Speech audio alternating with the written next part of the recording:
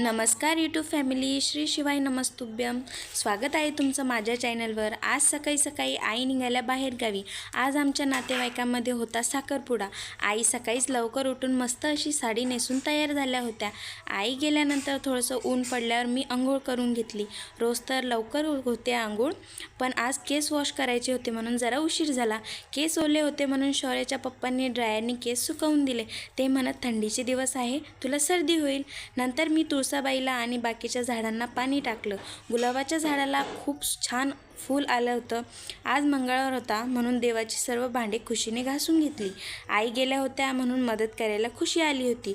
आम्ही दर मंगळवारी देवीचा कळस मांडत असतो. तोपर्यंत मी शौर्याला घेऊन कोवळ्या उन्हात उभे राहिली. मग शौर्याला झोपी घातलं. नंतर मी देवपूजा केली.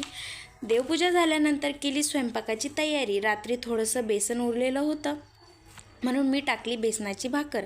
अन्न शिळं जरी असलं तरी ते पूर्ण ब्रह्म असतं, म्हणून अन्न वाया घालवायचं नाही. माझ्या प्रत्येक दिवसातील एक एक क्षण तुमच्यासोबत शेअर करायला मला आवडते. तुम्ही दुसरं कोणी नाही तर माझं कुटुंबच आहे. भेटूया पुढच्या व्हिडिओमध्ये. Bye bye YouTube family.